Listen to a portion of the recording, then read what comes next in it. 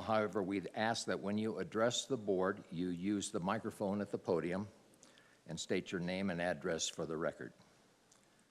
This evening's proceedings will be conducted using the following format. First, I will read the hearing item into the record. Following the identification of the hearing item, staff will present the case and their recommendations to the board, after which questions from the Board of Adjustment will be directed to staff regarding the case. Next, the applicant will be invited to address the board. It is at this point I will open the floor to general comments regarding the case before the board. I ask that you direct your pertinent comments to the board through the chairperson and not to staff or to individuals within the audience. I would also ask that you keep your comments brief and to the point, as I may exercise the prerogative to confine public comment if necessary, should there be considerable public involvement in the case. There is one action item this evening. I would like to note for the record the town employees who are present: Ernest Ruby, Deputy Director of Development; Carmela David, Administrative Support; Ivan Legler, Town Attorney; and Stephen Zrake, Deputy Town Attorney. Ms. David, please call the roll. Chairperson Carson? Here. Vice Chairperson Kunish? Here. Member Schaefer? Here. Member Willahan? Here. Member Pattison? Here. If the board has reviewed the minutes from the July 24th, 2023 meeting, I ask if there are any corrections to the minutes. Hearing none, I will accept a motion to approve the minutes as written. So moved.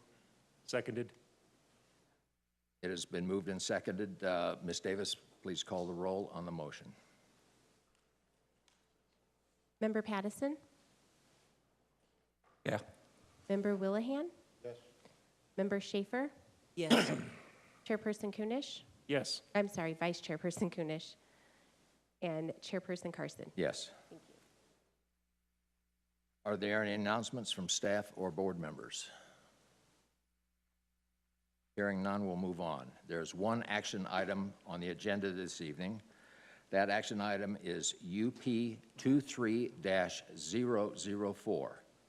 Upon application of Ron Fain, owner, a request for a use permit per section 13-06-020 of the Town of Prescott Valley zoning ordinance in order to allow a proposed 49 manufactured homes per section 13-21-110. Subject property is located at 811 North Village Way, Prescott Valley, Villages at Lynx Creek, Unit 1, Phase 2, and Unit 2, APN number 402-30-274-EFG and 402-30-347. Mr. Ruby. Thank you, Mr. Chair, members of the board. If this item seems a bit familiar to you, it's because it probably is.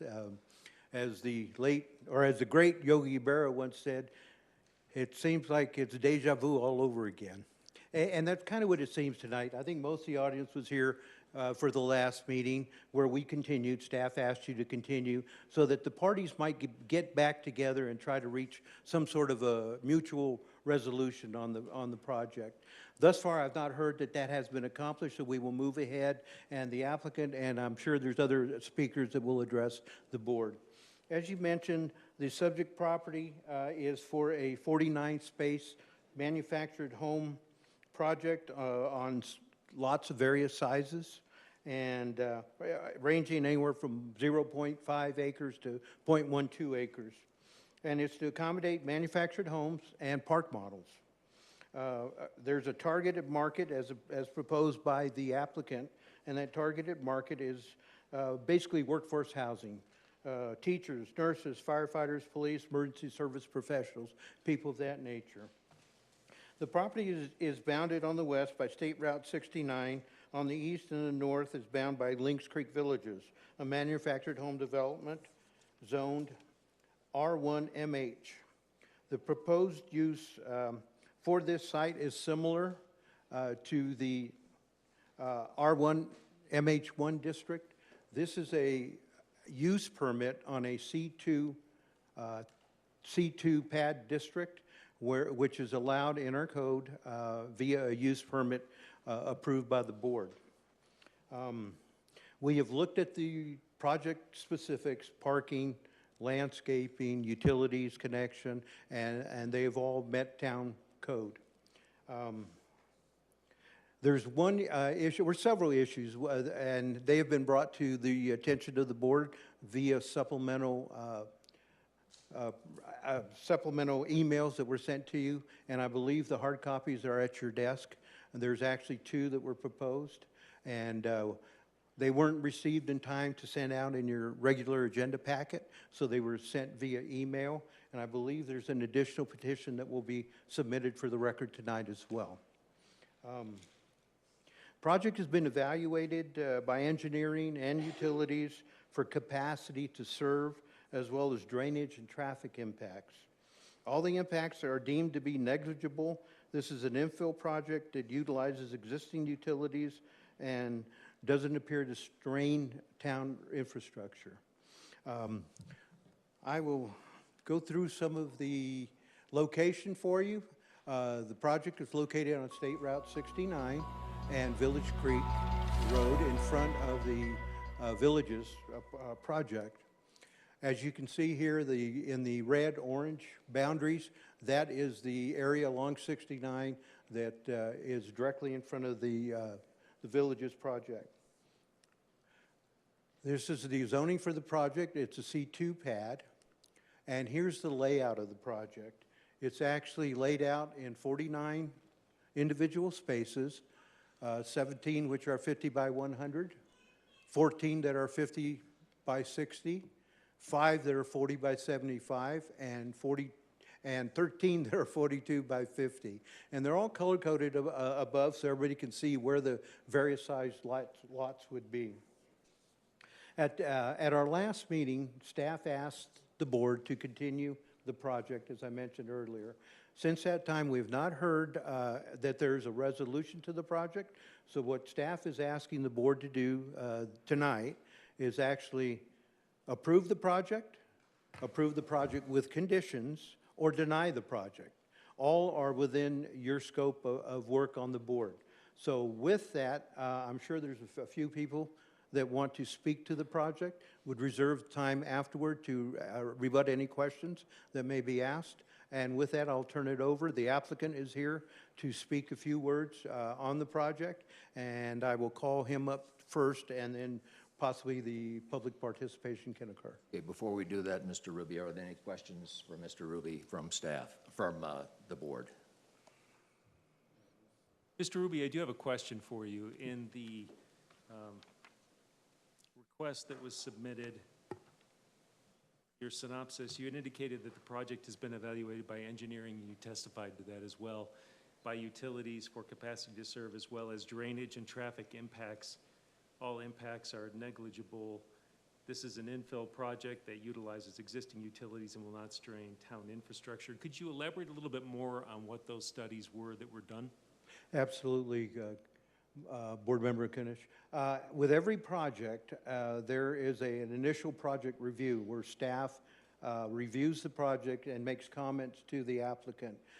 Comments such as utilities comments, public works comments, and fire comments as well. Those are some of the things that were evaluated in the initial project review.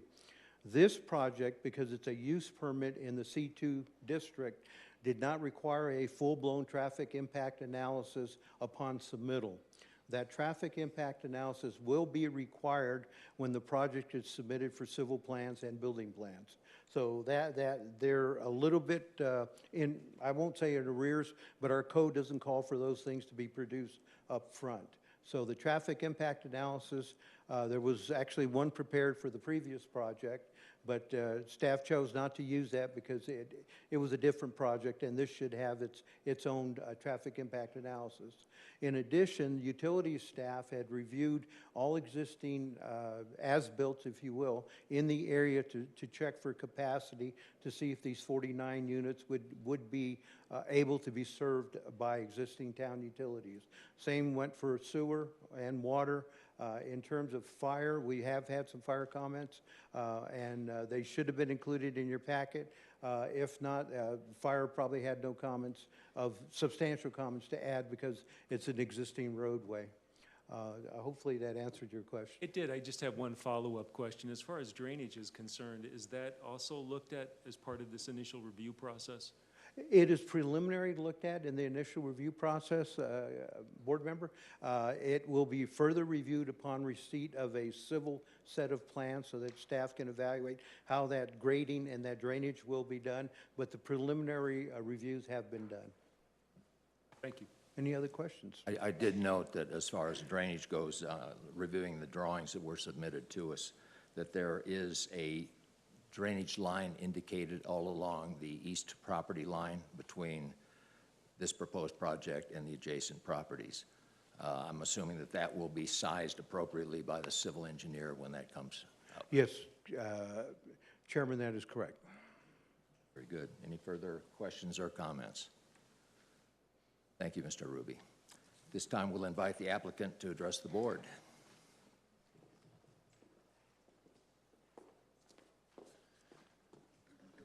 Chairman Carson and members of the board, my name is Ron Fain. I'm one of the developers of the subject site that we're talking about today. My address is 3001 Main Street, Suite 2B, Prescott Valley, Arizona. And we find ourselves here today as a result of working with community, working with the town of Prescott Valley over a long period of time. Previous to this meeting, we were in front of the Planning and Zoning Commission with a 55-unit townhome project requesting a zoning change from C2 to residential. During that meeting, it was pointed out to us that the commissioners would rather see a more traditional product similar to the existing community today, manufactured housing and park models.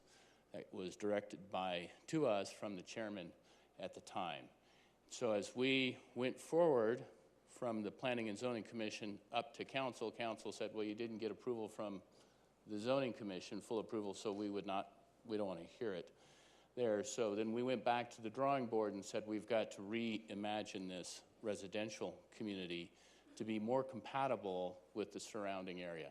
And so what you have before you today is an allowable use in the C2 PAD with permit, with variance permit, of manufactured housing, both traditional lots for double wides and triple wides and park models. And that's is on the plan in front of you. And in addition to that, we also have a 100-year certificate of assured water. So this project, even though as we're proposing it, will be a leased space, a new tenant or homeowner will lease the space from the developer, purchase their manufactured unit, place it on it, they'll own their unit, pay a leased ground. That all has to fit under the C2 PAD zoning. That's all an allowable use. And that allows us then to manage and screen all the renters that would be there that would come into community. We've spent several meetings with the HOA board in this last round, letting them know this is what we were bringing forth. We've tried to work with the HOA board directly in seeing if there was a solution where this community, these 49 units, could be annexed in under the HOA. After they had talked to their legal counsel, it was determined that that was not likely, or something that was not going to be achieved. The second approach was to look at this 49 units and say, can we have membership into the community assets for fee? And then I think what we got back from the HOA board was something along the lines that says, this opens up the community for potentially an ADA, American Disabilities Act upgrade. And if that was to happen, maybe the villages didn't have enough money to support that. We wanted to explore what those costs would be, if any. I don't know that they know what those costs are, and if they do, we haven't seen what that cost is as an opportunity for us to see if we're talking $5,000, maybe that's not a bad fee to pay, and we could have membership fee payment for each unit into the village's OHOA. Long story short, their legal counsel said that they can no longer communicate or negotiate in this type of transaction. And we are unable to get a letter of support or denial from them because their legal counsel is telling them that they're not allowed to participate in that process. So we're at a standstill, not without lack of good effort, not good faith effort on both parties really to be here tonight, but we're here to present this to move forward as a 49-unit community that we are not seeking, we're not looking to have it age restricted. One of the big issues that the HOA and the residents would like to see is that this project be age restricted. As we understand it, if we could annex it in, we would age restrict it. If we could have a membership fee into the amenities, we would age restrict it.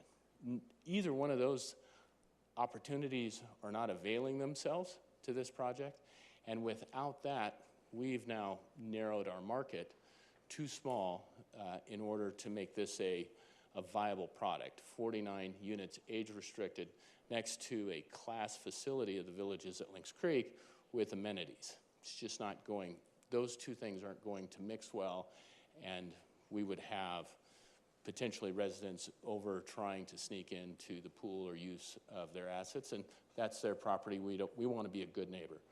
So by not age restricting it, we think we can control, and through the ground lease with every resident that's there, we think we can control and meet the spirit of the intent by doing financial background, criminal background, those types of things like any renter would have.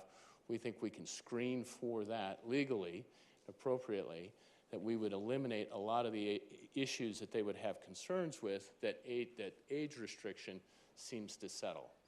And so in our opinion, we think we've got a solution, and our goal is to be a good neighbor.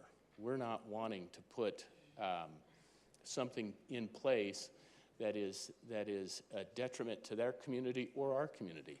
That's not what we're here. We want to be a good neighbor. We think this is a good solution out of planning and zoning. This is what we got. This is what we came back with, listening to that board's leadership and advice. And we think today, before you, we'd seek your support in approving this use permit in the C2 PAD. And I think we, as we move forward with this project, if something was to change with the villages, HOA, or if their legal came back and said there's another opportunity, we can still reconsider prior to getting to council a solution that might work. But we need to move the project forward. We're on a daily basis, my brother and I are constantly have meetings with large employers. Those large employers mostly consist of the hospital, local file department, municipalities, education systems, both HUSD, Prescott Unified School District, and Yavapai College. All are looking for places. They're all trying to hire people.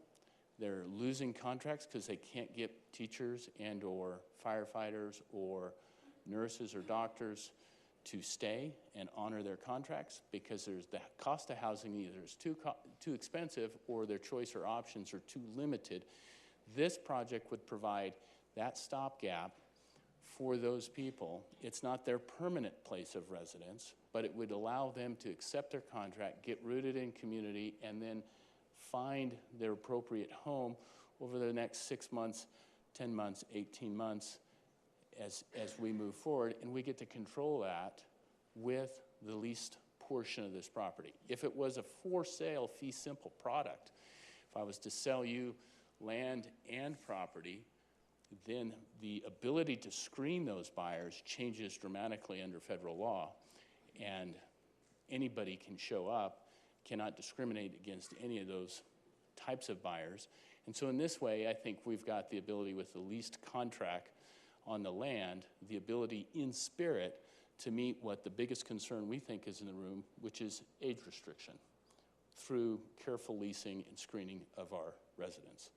So I'm here to ask you for your support and approval with the C2 PAD with a variance for this project to move forward.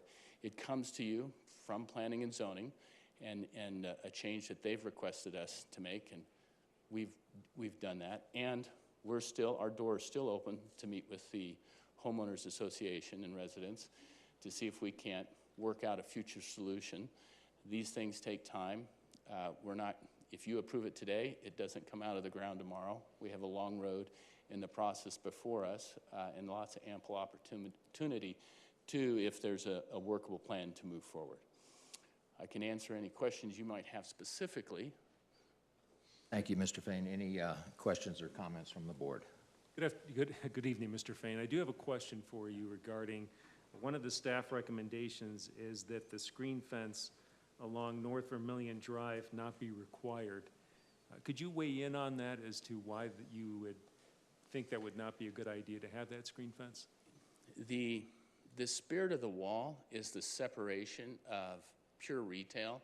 Currently, the property's zoned C2. So the property's entitled, we could put a gas station, we could put a dollar store, we could put a hair salon, we could put those types of uses in place. The wall is intended to screen the intensity of that use away from the residential community. The reason we're asking for a variance here is we're really just putting residential next to residential. It'll still be a heavily landscaped area, but that's the reason we're asking for the variance. And then the variance would be, once this is in place, it's not like we'll change use and put in a gas station. If that was to ever occur, I know the town would say, hey, you've got to put the wall up. Our goal here is just residential next to residential. The wall becomes a moot point in our opinion. Just to clarify, the wall would be required if there were disparity between the two uses. Ernest is your expert. Yes. I would say that the wall is required between one zoning use and the other use, C2 PAD and the residential. Once we put that property into service, take it from vacant land into an actual product that would be put there, the wall would be required. In this case, we're submitting for a variance for residential, putting residential next to residential, and requesting that the wall not be required. Based upon what Mr. Ruby had said, it appears that a number of more detailed studies really haven't been done yet regarding this development, as far as, for example, the traffic impact analysis. In the event that this use permit is approved and then there ends up being an issue either with a traffic impact analysis or with a drainage issue or something else that's not contemplated, what steps would you take then to address those issues? Chairman Carson, Board Member Noosh, great question. We are conducting a traffic analysis and we'll have full-blown engineering. At this stage in the game, much like if we were in front of the Zoning Commission, we are requesting approval at this step. Before we could even put a shovel in the ground, we would have to have completed engineering for flood and drainage. We'd have to have completed traffic. We'd have to have everything that the town would require completed before they'd allow us to build or start the project. For us to come here today with completed engineering plans could be $300,000-$400,000, and you say no, we're not moving forward, that's a sunk cost. So the point of this was, if this is compatible, which we believe it's a compatible use, and your board and your wisdom say it's an allowable use under C2, you grant the permit, then we then go back and start maturing all those types of studies, engineering, traffic, and the like. So they will get completed by the time we come to full development plan for council to approve. Thank you. Any further questions from the board? Thank you, Mr. Fain. Oh, I'm sorry, Yeah. Tom. You said these are affordable homes. Do you have any idea what they're going to run? And it's leased property. Are the properties leased, or you have an opportunity to buy the home, the manufactured home? The strategy here and the plan is you would own your own manufactured home. Whether it was a manufactured home or park model, you would go secure that.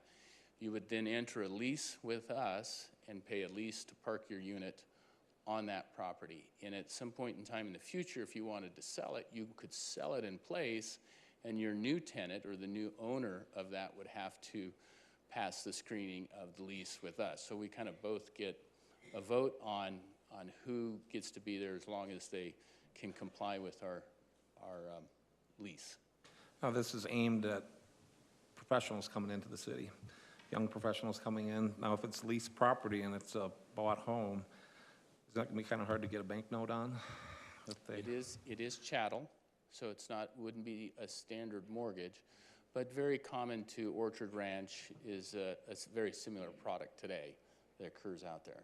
So it's a viable economic approach that we believe, and I can't give you a specific on the park model or the double wide because pricing does change, but our ultimate goal is to have something come in below, call it $330,000 total package, maybe under $300,000 with maybe modified garage, porch, decking attached to each one of these units, and then on a leased piece of property. In addition, trying to make sure that the leased property plus the chattel on the unit, the mortgage that you would have on the unit, is in that range that is at least, and I'm just thumbnailing this, $500 below a typical home mortgage that you might find on a house at $440,000 in the region.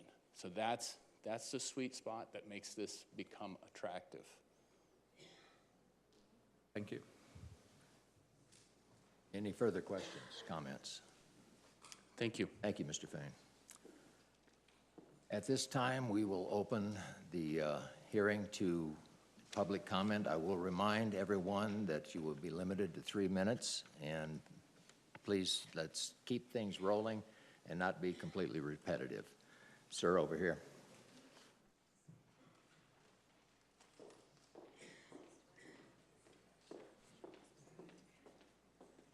Yes, sir. My name is Mark Nelson. I live at the Villages, Lynx Creek, 447. I appreciate you guys taking the time to hear this. The reason I'm up here is there's two main objectives here by people who live in there. And compatibility is not having open age limit where a professional can come in and work lots of hours and have 2 children there that are underage and not supervised. And that's not compatible with the Villages being a retirement. Desert Pines has met that, and they are going to be retirement. So it's compatible. And for this project to go through should be compatible based on the fact that we are open and can't enclose the property based on the fact that we have to leave the main road through it open to the golf course. If that wasn't there, that road for the golf course, we could secure the property. Based on the fact that we can't secure it, I don't see how it's compatible. And then again, we haven't heard from the Fains how many people can live in each unit. One person comes in and has 3 children, and it's 900, 800 square feet, and they pack them in there, and they're gone 50, 60 hours a week because they're professional, nurse, fire department, whatever. There's no one there to supervise them. We can't protect ourselves. I've actually gone around and talked to people that are in the front of the Villages, and they're scared to death to have this happen. They do not want this. They don't want this project to go through unless it's compatible. And originally, when the negotiations were going on about them being able to come in and use the facilities, that's a liability. So because if it's a liability and it can't be met, shouldn't back off like we heard Ron Fain say, that originally, he would go with retired people, and now it's any age because of that not being able to go through. That's kind of obvious right there that it's not compatible. Like I said, we haven't heard how many people can live in each unit, and we don't know what the restrictions are. Each available unit, 30 seconds, Chair. any available unit is able to take on a capacity of one adult coming in who's only a one adult person with 3 children, and that's allowed? We don't know. And it's pretty obvious from the last meeting that we don't want to have this to be anything but retired people over 55 to be compatible. And like I said, we can't secure the place. If they were to go in and work a deal out to put a road in back behind us to the golf course, then we could secure the place. And then it could be any age. Okay, thank you, sir, for your Thank you. comments. Sir?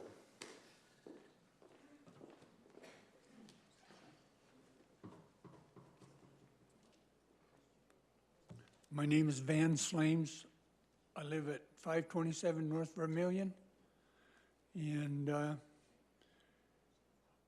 I wasn't at the meetings, but I saw the tapes and things on them, and it keeps coming up with the opinion that professionals will be in these buildings. But I'll give you a brief history of some professionals that right within the town of Prescott Valley. There was Ken Rittner. Some of you may remember him, some of you won't. He had to resign due to the fact that he was doing drugs and partying with his children. Then we had the police commander who was stealing drugs from the Turn Your Drugs In program.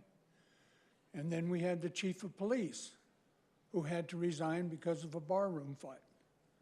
So if this is an example of the professionals, I don't know that we need them right next door to us.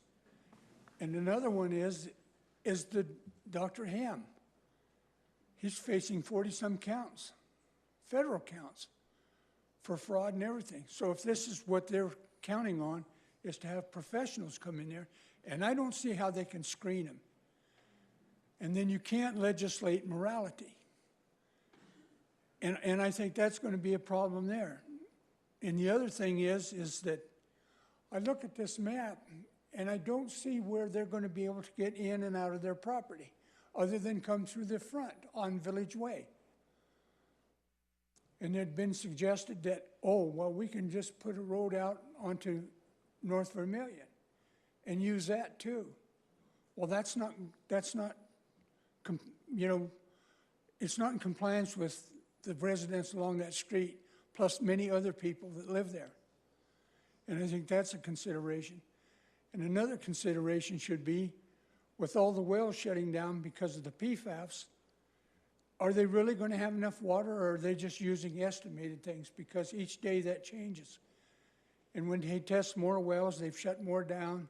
The one they just drilled, that failed too. So that's my concern. And it's for all of us that are already in there. Do we give up what we've been there and built over the years, or do we just let them have their way? 30 seconds, Chair. That's all I have. Great. Thank you. Thank you, sir, for your comments.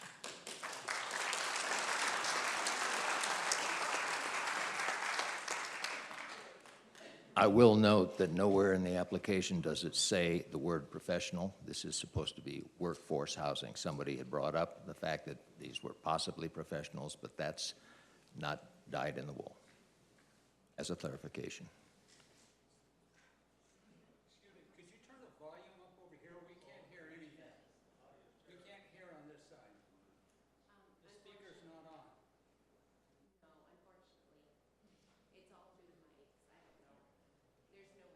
Can you hear me now? Okay, we'll try to stand or sit a little closer to the microphones. We'll just sweep it this way. Please.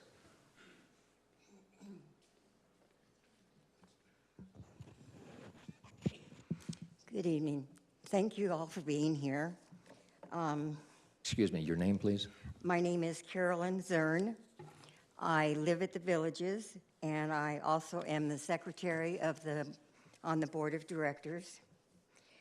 I'm not officially here as a board person, but I would like to report a little bit on what we were supposed to do as far as the continuance was with regards to trying to negotiate some more.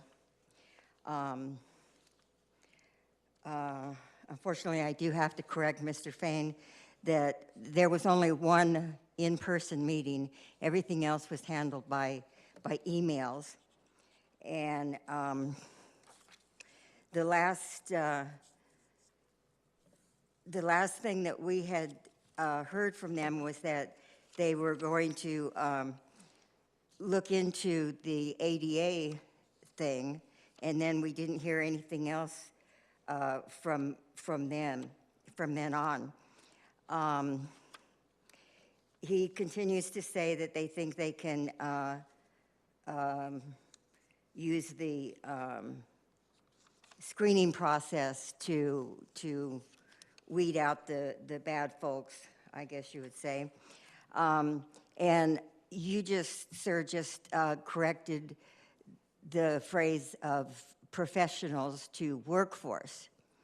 And I'm wondering if that is workforce with a capital W or workforce with a lowercase, because I understand that there is a government program called Workforce something or other. This has nothing to do with Title VIII. Title VIII housing. Okay. Okay, so they're just Low using income. workforce as a, Workforce is general term, okay, not low-income housing. okay, okay, that was a concern.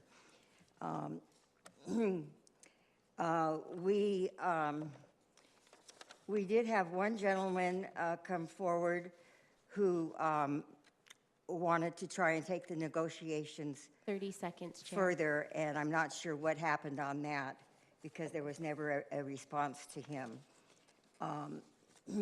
And we also, I know, have a group that kind of formed, and their focal point is more on the fence at Vermilion and the drainage.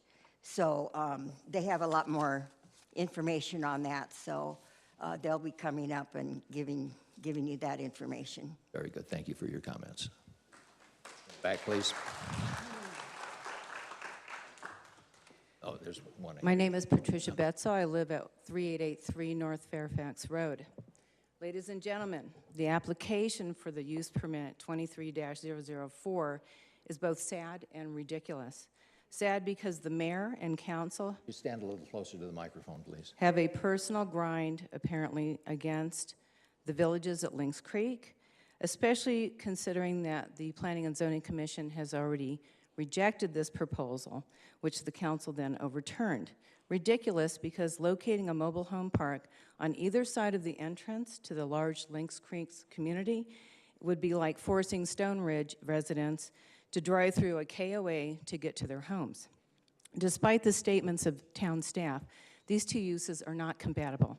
Lynx Creek was constructed as an R1MH, residential single-family manufactured homes, which, according to Section 13-08-10, is essentially the same as the R1L district, except that it is intended for those citizens who desire to utilize mobile or manufactured homes in an appropriate, safe, sanitary, and attractive environment. And in fact, Chapter 13 goes on so far as to direct users of the code to use the R1L single-family limited district for all guidance rather than duplicating that section. That section describes that its purpose is to establish and preserve quiet, conventional, single-family home neighborhoods free from other uses except those which are both compatible with and convenient to the residents of such district. In other words, ladies and gentlemen, the purpose of the R1MH district is to create owned single-family home neighborhoods And if you drive through the villages of Lynx Creek, that is exactly what you'll find. Quiet, safe, clean streets, no speeding, mature manicured trees and landscaping, no trash. The Yavapai County Information for Parcel tells the story of this neighborhood. Homes owned since the 1990s. The homeowners pulling permits for home improvements, such as new roofs, new landscaping, covered decks, like the most of us that own our homes. But it also shows that many of these homes have been put in trust for their children and their children's children. In other words, ladies and gentlemen, this is not a mobile home rental park.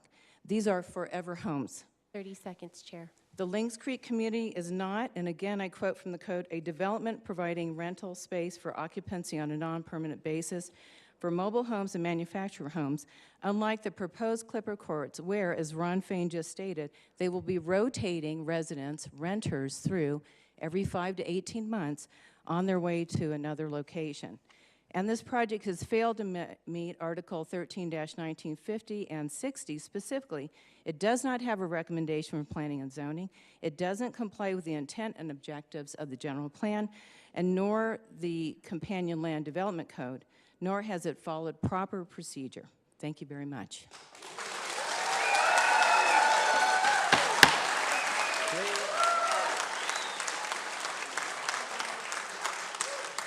I know you're enthusiastic about these comments, but let's keep it down a little bit. In the back, please.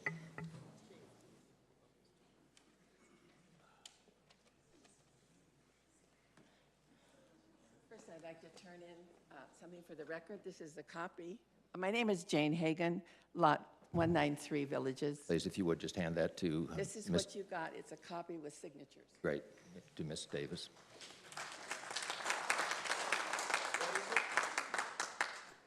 So I have a couple questions for Mr. Fain, if you will. The first one is that he didn't seem to answer Bill Kunich's question. He didn't answer what happens if the traffic analysis and engineering fails. He did not answer that. Can we have an answer for that? Mr. Fain, if you would respond.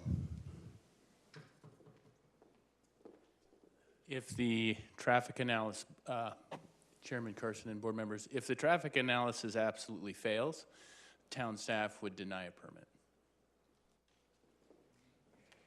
And that would mean nothing would go forward, is that correct? That is correct. Okay. But he would have the option of making plan check corrections to those Right, drawings. yes, I understand that. Compatible. I understand with that, the thank code. you. Yeah. The other thing I wanted to ask about is when I drove in here tonight, over to the east, I think it is, there's a construction of a lot of apartments or something over there that are in the midst of construction. It looks like a lot of units. I don't know how many it is, but I think there's plenty of housing here compared to 49 units of manufactured homes next to the villages. Okay.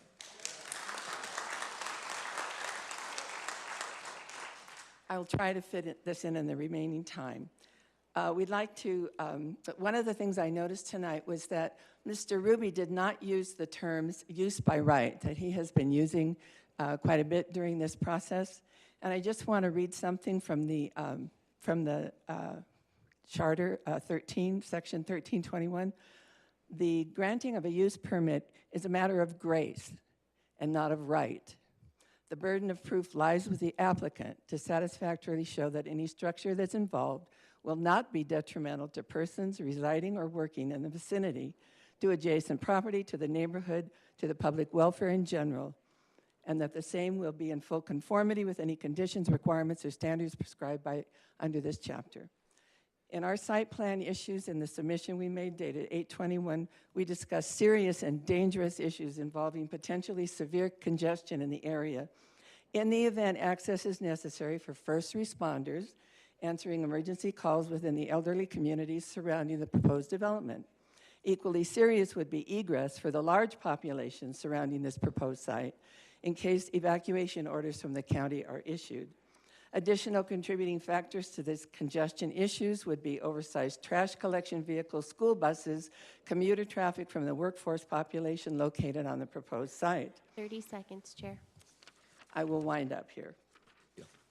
We cannot emphasize enough that the citizens commenting on this application have done far more to prove that the basis for approving this proposal cannot be substantiated than the applicant has done to carry its burden.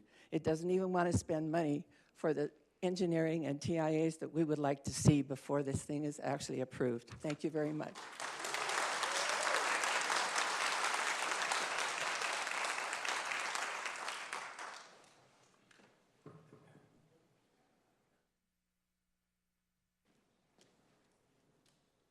I'm May Merrill. I live on Village Way at 609 North Vermilion. I'm sorry, I don't live on Village Way. I live on Vermilion, sorry. My husband and I wrote the cover letter to the petition that you received requesting a continuous screen block wall the length of Vermilion. It could have had many, many more signatures. Everybody we talked to signed it eagerly. A lot of them expressed a lot of anxiety about what's about to happen. I'm trying to make this short because I realize we have a lot of people talking, okay? But on that petition, for those that don't know, we requested that there be a screen block wall the length of the Vermilion as a buffer between the communities. I think I'll skip that. The other thing that we brought up, and there'll be more about that too, is the drainage. And I know you talked about that a little bit. But living right there on Vermilion, I can tell you that when the monsoon storms hit, that's a river just right like that. And if we have Village Way higher, which we do, then Vermilion, that water's all going to come that way. And when I'm talking about higher, you remember that snowstorm we had in 2019 that kind of was a freak accident, I guess, here. But anyway, when we could get back out again, there were kids out there sliding down the embankment. It was that steep, okay? So that's not an exact number, but it gives you a visual of how much water is going to come that way. We looked at a proposed Clipper Courts map of the drainage area. It said all along Vermilion, it said drainage area. We don't know what that is, a ditch, pipes. If it's just open land, it's not gonna keep it going. By the way, the arrows were going uphill. They're gonna have to really do a lot of digging, because where I look out, the water's all running the other way. Just as a point of clarification, ma'am, that was a drainage storm drain line, a pipe. There's pipe the length of the That's what it road. indicates. Okay, it's just a drainage area, so that's what I was wondering. Drainage areas are something separate. It says drainage area. 30 seconds, Chair. Okay, well, that can be clarified. Somebody else is going to talk more about that. Let me just do a conclusion real quickly. Okay, to sum it up, we're asking that before Clifford Courts development goes forward, if it does, the drainage issues be looked at really seriously, because, well, I'll let him explain that. And secondly, we note that at the end of last month's Board of Adjustment meeting on the proposed Clifford Courts development, Mr. Ruby advised that a screen block wall be added as a condition. We too are asking that you would please not waiver the requirement for a continuous screen block wall as a buffer between the two properties should this go forward. It won't solve all of our concerns, but it certainly will help. Thank you very much for your time. Your comments.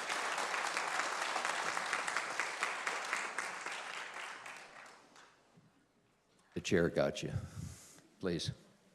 Everything gets me. Good afternoon.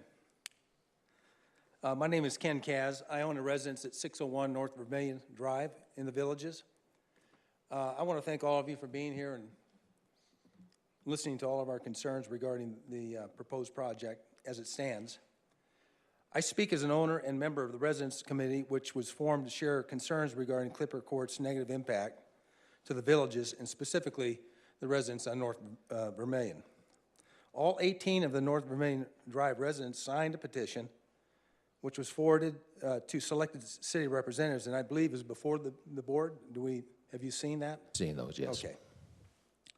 We are asking for faith and full credit of the following help, both that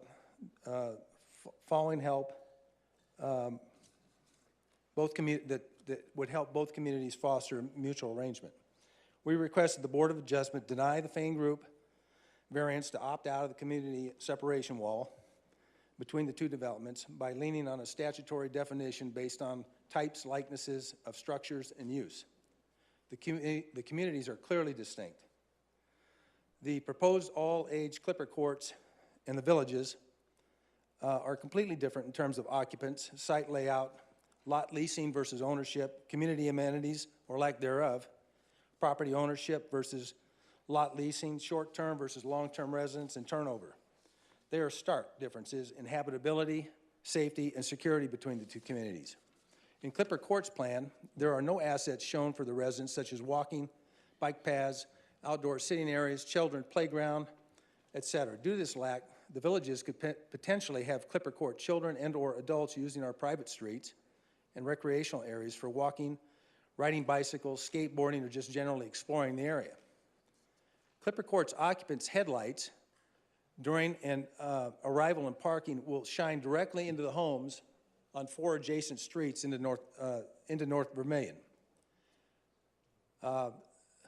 Fain's representatives, Mr. Fain's rep, I'm sorry, described their prospective residents as working people, medical emergency personnel, which will undoubtedly result in traffic ingress and egress at all hours, if they're working, at a much greater frequency than normal vehicle activity on Vermillion.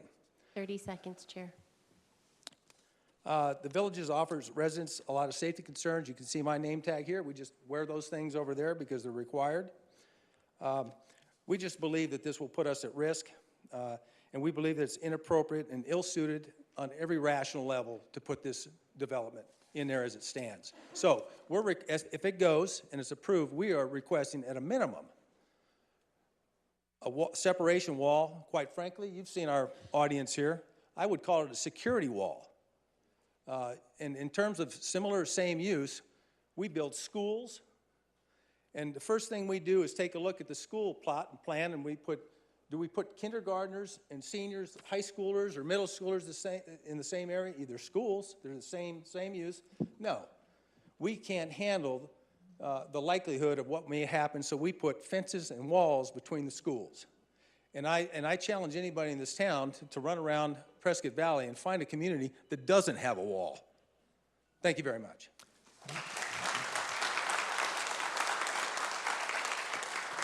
Comments, please, sir.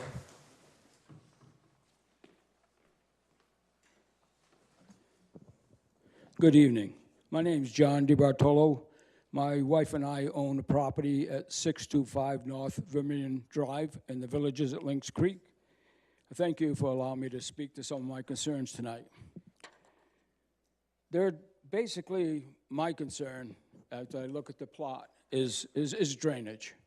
Right now, we have 2 culverts on our street that are spaced so that each one takes half of the rainwater on the streets. When we get heavy rain and long-term rain, that field across from us does flood, but fortunately, because of the vegetation, not much will come onto our road. However, the rain on the road itself quickly fills those culverts, and rapid pace, the water runs down to the 3 streets below us, okay? But when I see this also, the problem is that this is a flat representation of that plot. I don't see anywhere where it addresses any elevation change. I don't see any place where it shows the abrupt drop-off from Village Way down to the lot where they're going to be building the homes, much as 2 to 5 feet. Well, this to me suggests and dictates that any access road is going to have to be sloped all the way from Village Way down to North Vermillion Drive. And the slope, will be probably pretty severe, so the water will be going at a fast pace. So I have no idea. I see where there's a pipe that this drains to, but I don't see any address on how they intend to capture this water, control its flow, and then drop it into the drainage. I don't see that. The other thing I was noticing as an observation is that if you put a road in, sloped, which is probably the most economical way,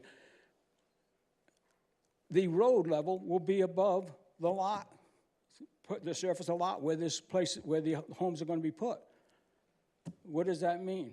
Are they going to have to grade and fill to be able to drain that property, the water off those properties onto the access streets?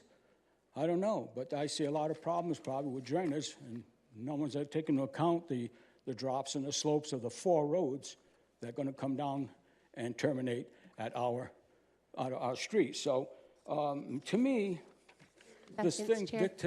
dictates to me, suggests to me that not only is the Clipper Courts not similar to us, it's not compatible with us. Thank you.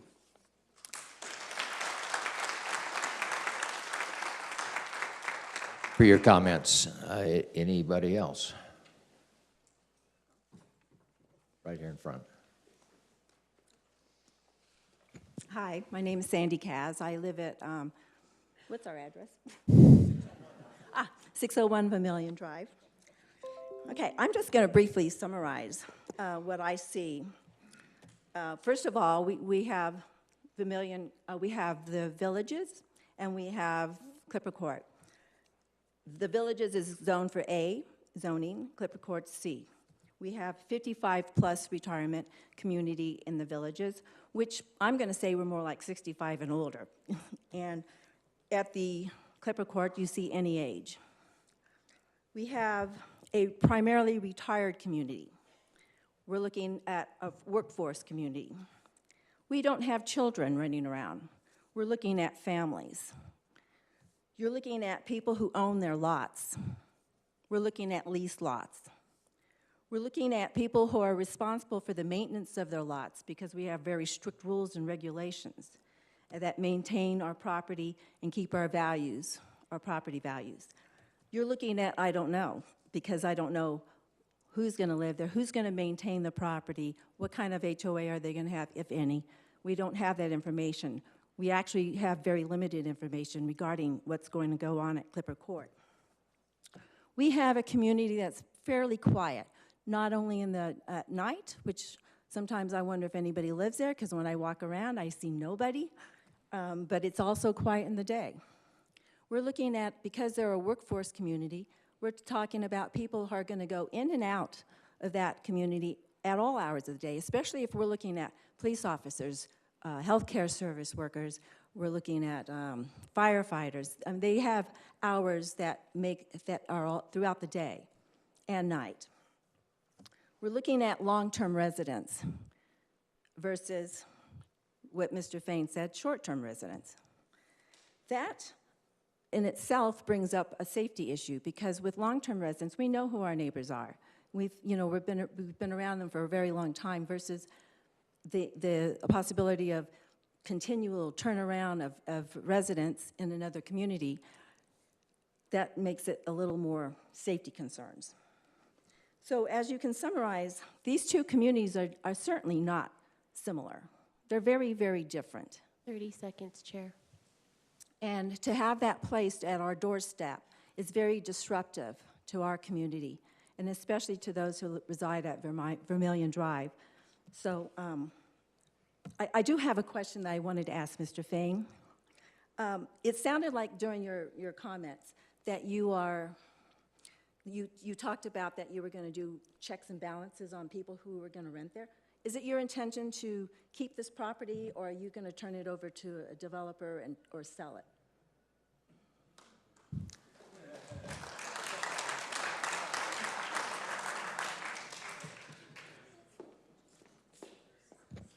Chairman Carson and Board, our intention is at the moment to keep the property and keep it. It's Enough of that, please. and Show some courtesy. how we can control the type of resident that is in there is through the screening of the lease agreement. And not only workforce, it can be also long-term residents. It's not limited to just short-term residents. It's just that was where the big need is in community today. But if someone was to come in there and say, hey, I want to sign and stay here and keeps renewing for 10 years, there would be no reason we wouldn't lease to them for 10 years or longer. Question on that. You mentioned that you talked about $330,000. Is that what you're talking about as the cost of the manufactured homes that would possibly come in? What is the cost of your leasing of your lot? Because that's in addition to that.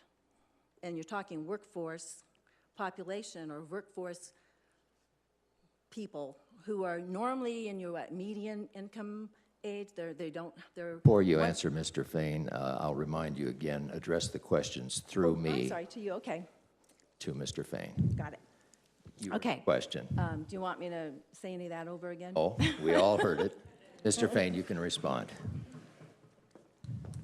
Chairman Carson and board, the intent here is that with a single income average of about $45,000 to $55,000, that can afford a home. It's harder to afford a home in this community today when the average home price is moving upwards $400,000 and above. A manufactured housing and lot lease allows us the opportunity to get below that purchase price of a home and allow for the lot and the chattel property to be more affordable for that income. Okay, I'm not sure if that really answered the question, is what the lease would be, the cost of the lease of the lot would be, because that seems that would be something that would be important, because we know in other areas they're charging a lot of money for leasing the lot, and then you've got on top of that the cost of, the cost of the actual structure.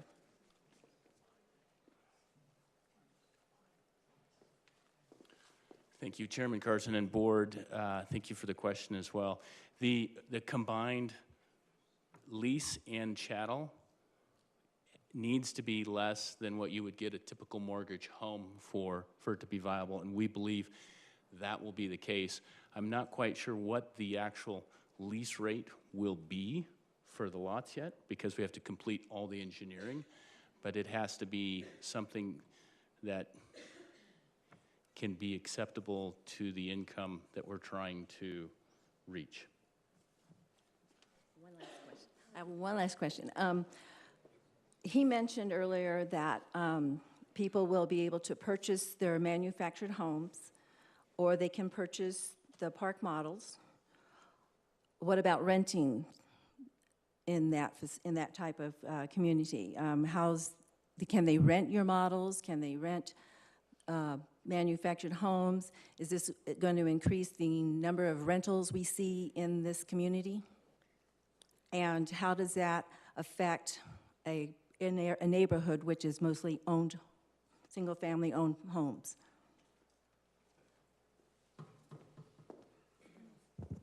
Chairman Carson and board, thank you for the question. It's a good question. The units are owner-occupied. You would own your own unit. The lease would state that the unit that is on the leased property be occupied by the owner of the unit.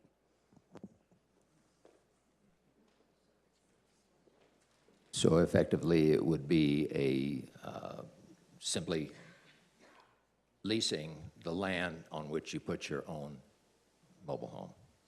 So he would not be renting any of these things out, or any of these models or manufactured homes out to potential residents.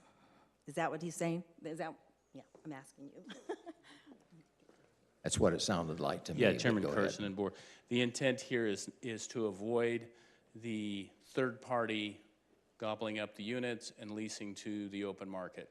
The intent here is an owner comes in with a unit that they purchase, they sign a lease, they go through the background on the lease, make sure that they can pass the credit and the criminal background, anything else that we can do to screen them so that they're a good neighbor would then once they qualify for a lease, then they would be allowed to place their unit on the property. They would own it inside the lease.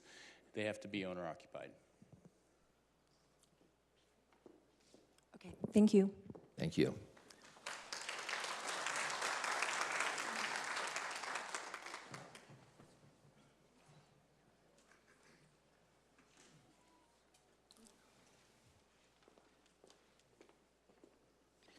My name is Debbie Winter. I live at 12963 East Toro Street in Prescott Valley, and I'm speaking as a concerned citizen of the entire town.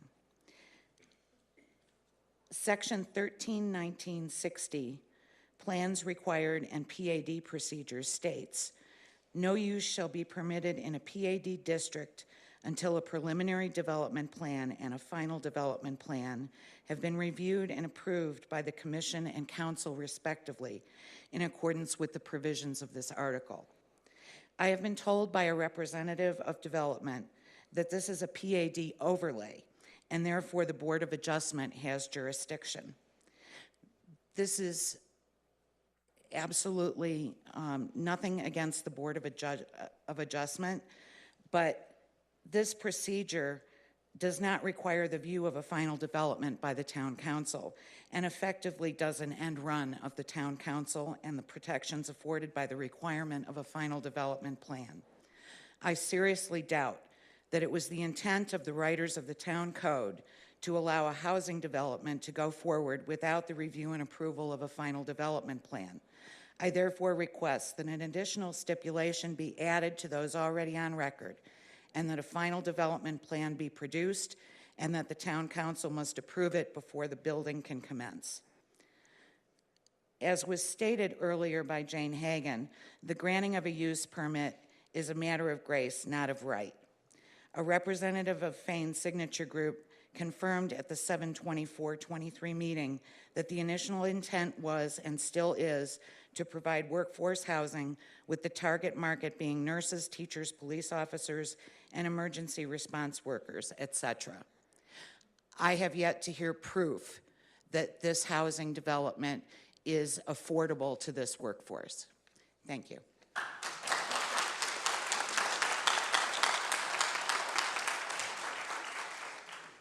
Any additional comments? Please, sir.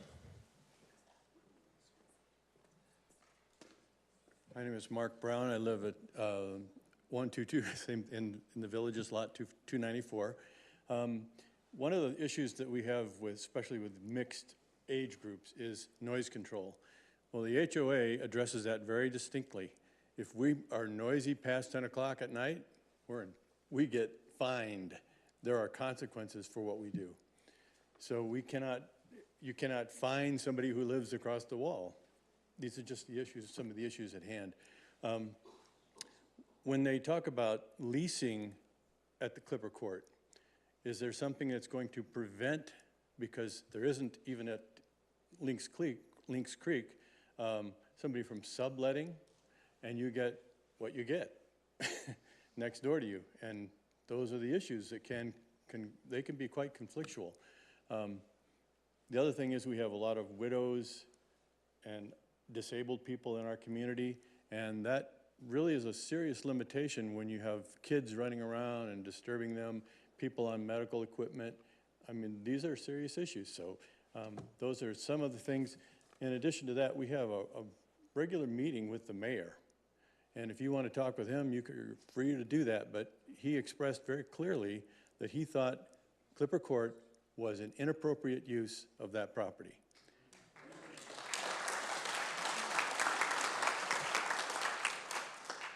That's all for now. Thank you. Thank you for your comment.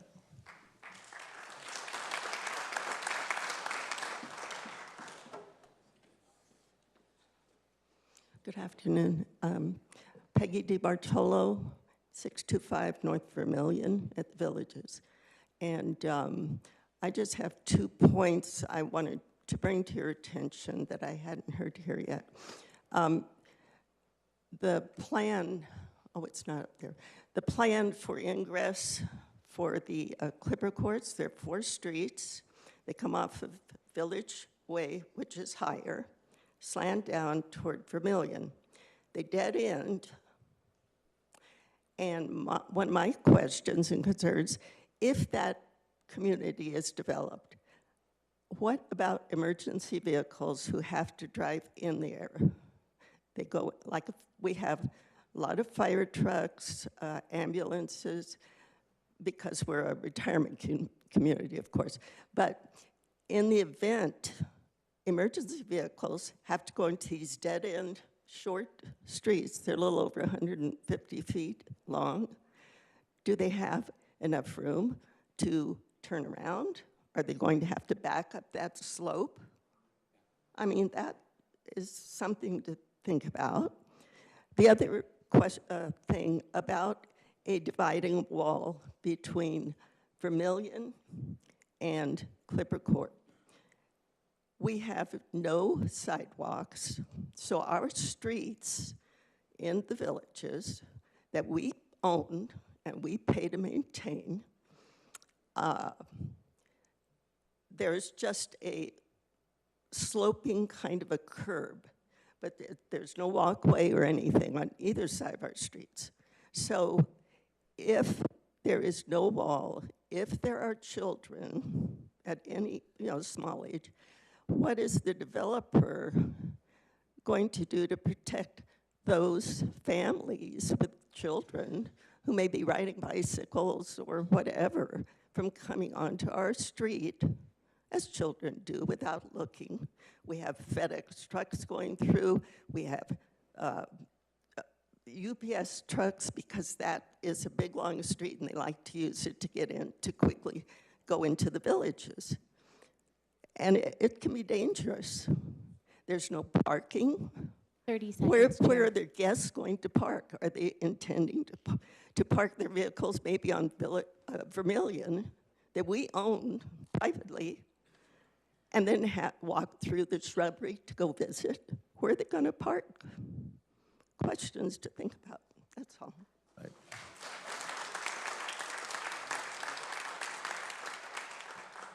Thank you for your comments. Sir?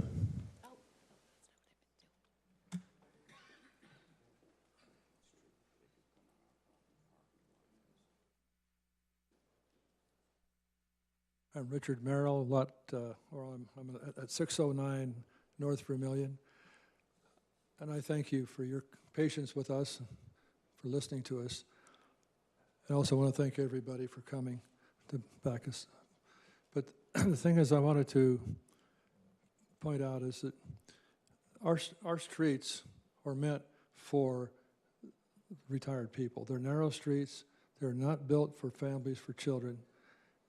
It's a totally incompatible situation to have families running, where they can get in and out with us. If they don't put a wall up, children will take shortcuts and run up to try to find somebody to find some excitement in our territory. And that's just natural. Kids need something to do. They need to get out and explore. There's nothing provided by Clipper Court for children, nothing at all. And the other thing that I'm concerned about is with a lot of the small lots on Clipper Court, only park models or RVs would be allowed to be there. That's all they could, not be allowed, they just wouldn't fit anything bigger.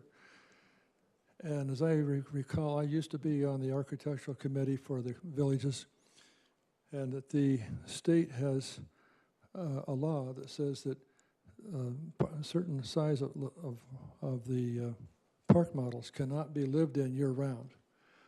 And that means there will be quite a few, I suppose, of these park models that will be empty at least part of the year, or people will be living in them illegally. I just wanted you to consider that. Thank you, sir. Thank you very much. Thank you for your comments.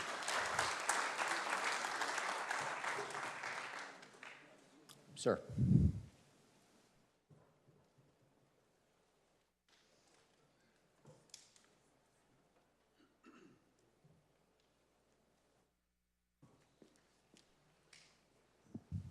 My name is Ron Brasgala, and I live in Quailwood. And my concern is the traffic on 69 when people want to make a left-hand turn from the villages.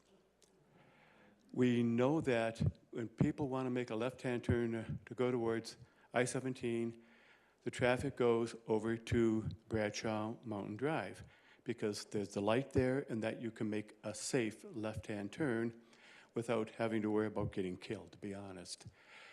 Adding more traffic, we already have Desert Pines that's going up at the end of the villages, which I don't know the number of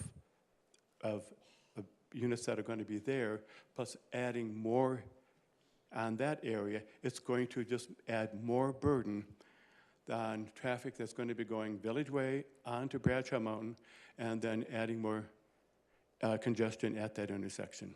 Thank you.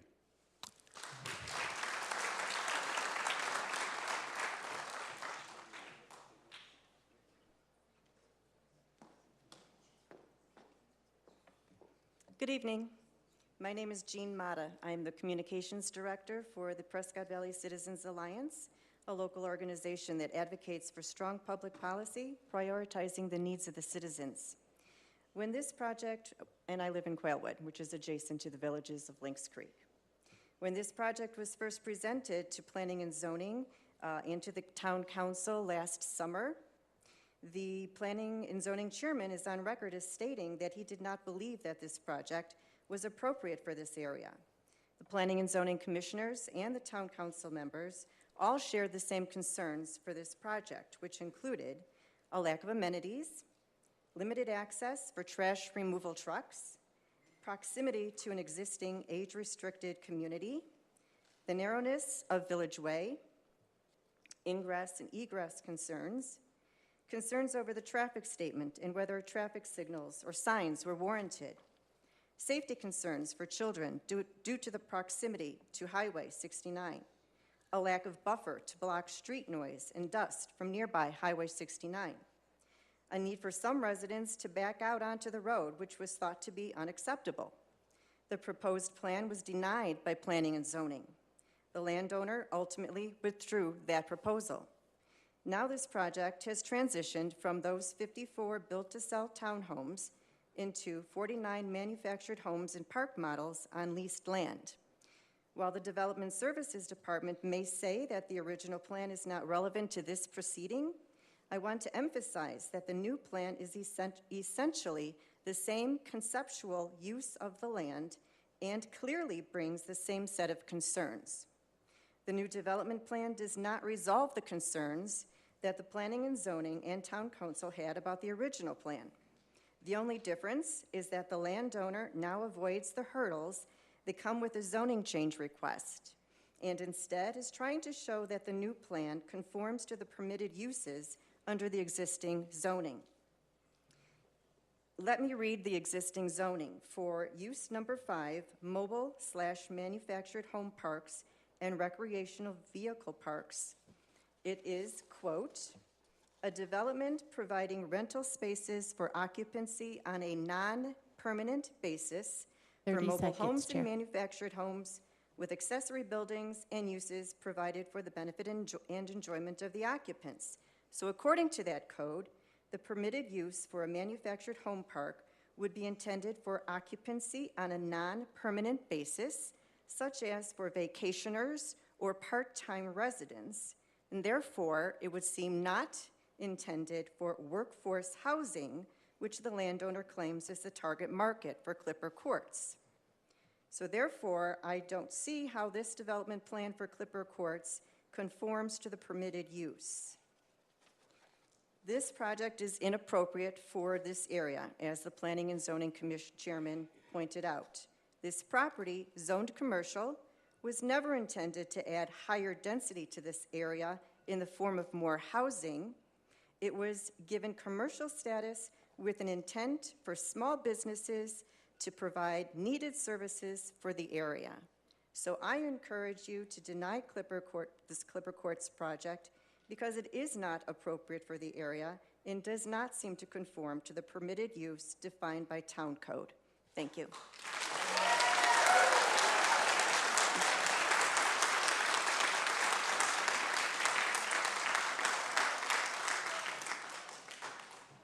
Any further comments?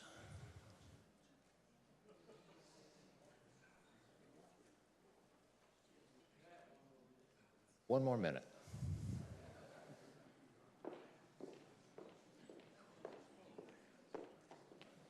Again, I'm Mark Nelson. I just wanted you to understand that you've heard a lot from the people today about compatibility. That is the key issue, compatibility.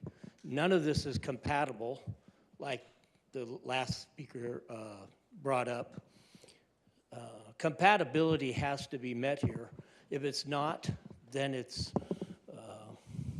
actually a loss. The people in the park at the Villages deserve better than that. I see only two ways for this any project to go through, and that is for it to be a 55 and over. If not, like the last speaker stated, set up for small businesses.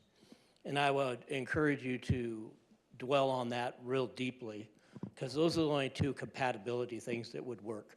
We would love to see small businesses there versus more homes. We need the businesses. If I ever win the lottery, I'd build everything in Dewey, Humboldt area for the people, you know, stores, hardware. Chino Valley has it, we don't. We have nothing down there. We need small businesses, and that is the best investment anybody could bring forth to the town of, it is Prescott Valley legally, but it is Dewey. Thank you.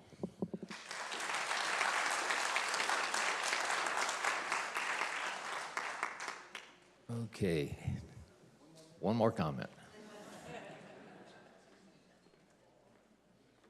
This is Ken Kaz again.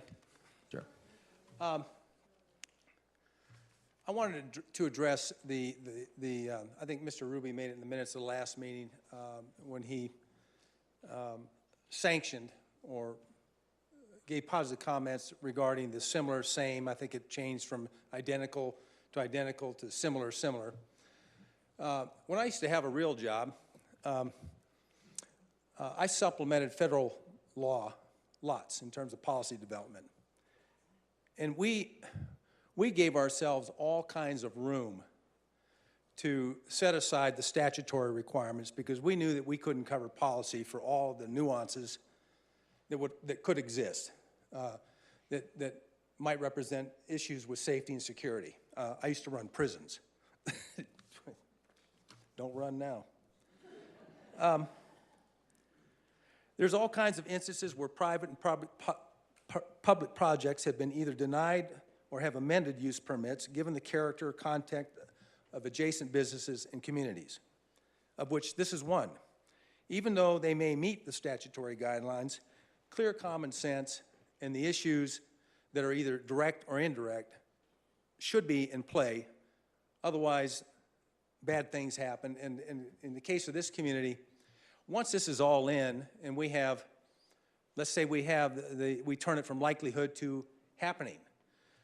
These residents, and you've seen a lot of them get up here and talk, have absolutely no recourse. They don't run down the street with a cane and start chasing people off the property or any of those things. In relation to North Vermillion, the perforation with landscaping will most assuredly, those things will occur. In the case of this project and the distinctions as it appears, this is clearly distinct at all levels. And that's all I have to say.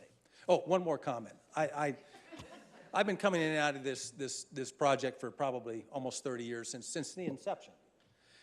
And to the Fain Group, I'm having trouble understanding that the gem that you folks have created with the golf course over there and the 55 community, that you would want to interrupt that whatsoever, because it clearly is a gem.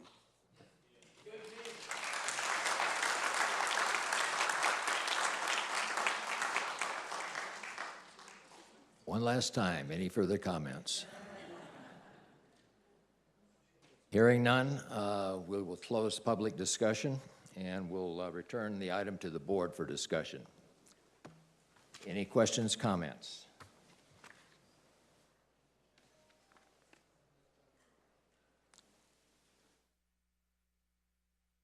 I did have a question for Mr. Fain regarding the screen wall, if I may. Mr. Fain, I had asked you about the screen wall, and we were talking about compatible uses. And I think if I understand your position correctly, it's looking at what is being built on this property, what is proposed, and whether or not that is compatible with what has been built elsewhere. The question is not so much who is going to be living there as far as the board's powers are concerned, but what is going to be built there. Although even some of the people who have addressed the board have described that it's not so much what is being built, it's who's going to be living there. They're more concerned about 55 and older members living in that community. Given that the use would be compatible based upon the way you're describing it, if we assume that for a moment, that what is being built there is compatible with what exists in the other neighborhood, would the Fain Group consider building a screen wall in spite of that? Chairman Carson and Board Member Noosh, our proposal is requesting relief from that board. If this board said, no, we approve the project, but the wall needs to go on Vermilion, then that would be something we would consider doing. It was our thinking that we're putting residential next to residential. It is a C2 zoning next to a residential zoning, and it is required, and we are seeking a variance from that. And if the board said no to that, then we would have to build the wall. All right, thank you. Any further questions or comments? Hearing none, I will ask for a motion.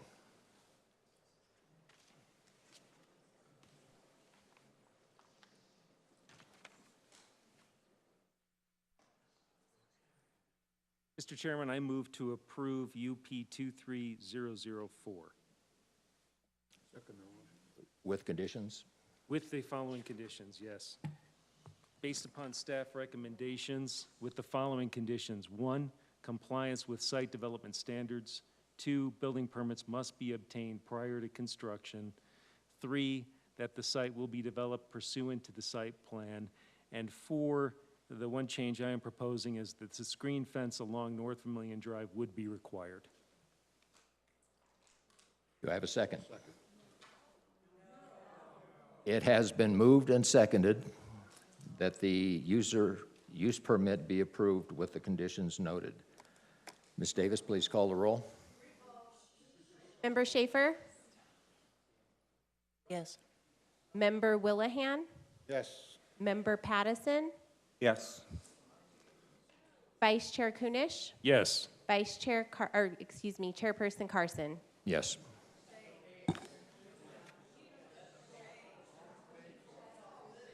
The user permit is approved.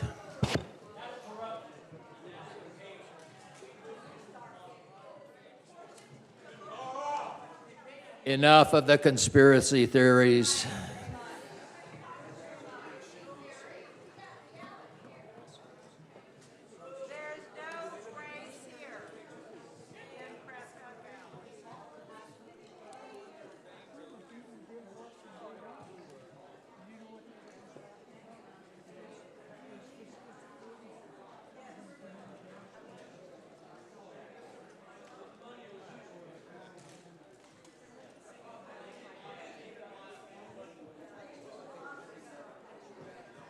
Could I ask the audience to please vacate the room? If you're going to stand and conduct conversations. If you're going to stay for the remainder of the moving, please have your seats.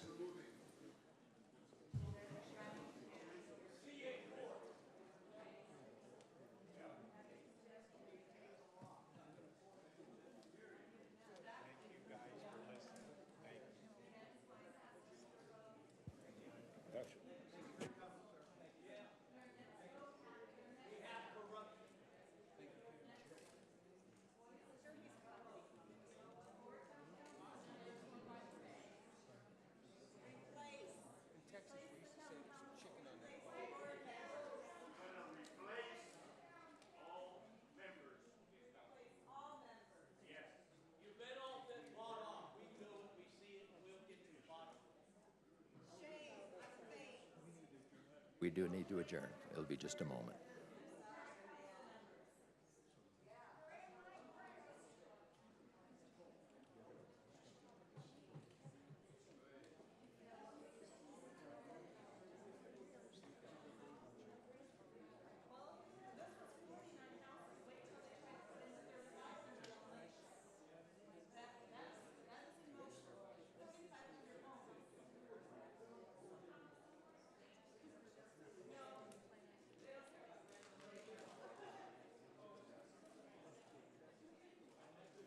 There being no further business, I will accept a motion to adjourn.